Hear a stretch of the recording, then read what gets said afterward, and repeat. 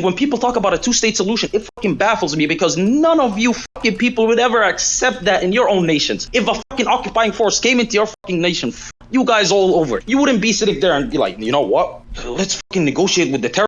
You do that. Like, new nations exist that tons of people can have historical claims to, but more or less, one thing we've done from like the 90s onwards, with the exception of like some instances, maybe Kosovo, maybe Yugoslavia, for the most part, the borders are kind of set, and we realize as a world, we kind of have to figure out this is it and then move forward from there. Like, as soon as we start saying like, okay, well, historically, these people lived here 100 years ago, blah, blah, blah, blah, blah, it kind of like destroys the world order. I just don't know if that's tenable, because so many people could probably arguably have strong claims historically to certain swaths of land, but like, it's just not realistic going forward. Nobody's going to do that. Look at the amount of times the European borders have changed because of wars and because of conflict, because the problem is, and even Africa, like borders like in Kenya, where there are ethnic groups that were split in half, if you just try to rearrange every border that wasn't drawn in a perfect way, which is, by the way, none of them, then you're going to end up like with more fighting and more bitterness and more hatred. So that's the reason that, like, unless you're telling me, do you sincerely expect that the 48 borders are going to go back to Palestine like through force? If the Arab nations came together and aided the liberators of Palestine, that it could actually work out. Israel, if they wanted to, they could wipe the Gaza Strip off the map. They could easily do that. They control the flow of food, they control the flow of water, electricity, but they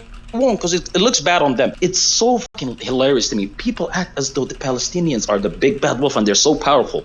Nobody acts like Palestine is the big bad wolf. I think the big bad wolf is like the 50 wolves that Israel always finds. Yo, come on, man. Really? No, the issue for Israel aren't Palestinians or the Gaza Strip. I think it's all the people in the region that have a vested interest in the destruction of that country.